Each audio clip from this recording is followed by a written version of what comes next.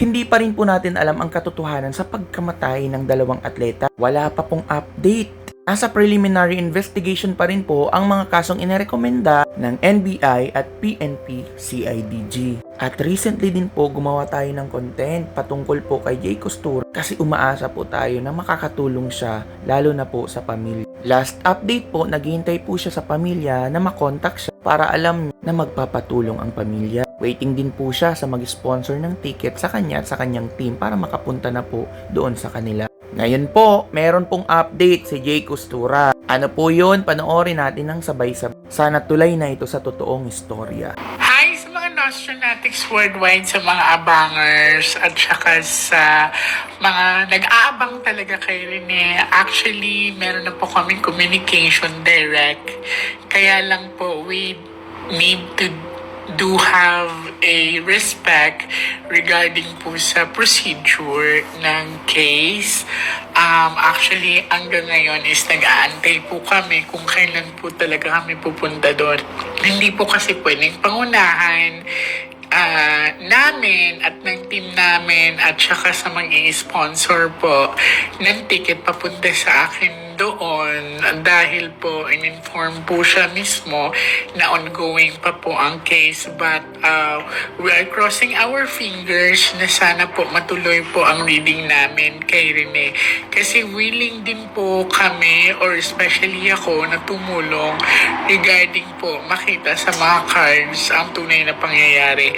Pray lang po tayo lahat and huwag po tayong mainip. God bless you all and take good care. Salamat po!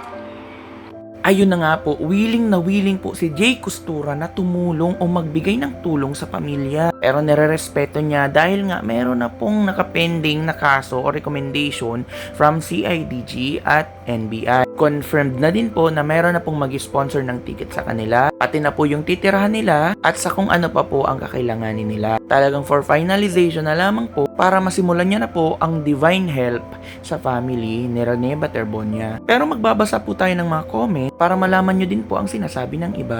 Good to know na ongoing na ang case. I knew it, hindi tatanggapin ni Mrs. Robilin ang alok ng ADMO na settlement. Ay nako, wala na yan, baka ginaantay na nila alok ng Ateneo gift.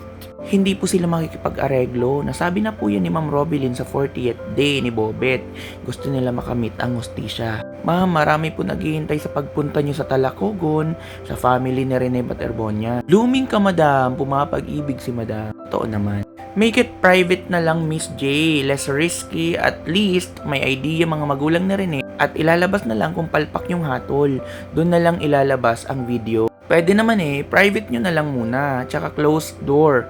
Wala yung mga kasama sa bahay na may mga camera. Again, I think mas formal po kay Jay Costura na ang instruction po ay magmumula sa pamilya. Eto pa, opo, kahit i-private nyo na lang na read, at least malaman ng parent ang pangyayari. Excited na po kami malaman ang totoong pangyayari. God bless you po, Ma'am Jay. Ma'am, tulungan mo po family ni Rene na makuha po ang hustisya. Mainam yan na gawin nyo na pagbasa at pagtawid, pero wag nyo muna ilalabas sa social media. Kung ano po yung sasabihin ng pamilya, I think yun po yung gagawin ni Jay Costura. Kahit papano, habang andito tayo, walang sumusuko, walang nagpapadala sa bayad na troll farm, takultungga ang geng-geng gunggong, sa mga binabayaran na kung sino man ang kalaban, at kung meron man, palakas lang tayo. Huwag tayong susuko at nakikita naman natin kahit paunti-unti may progreso.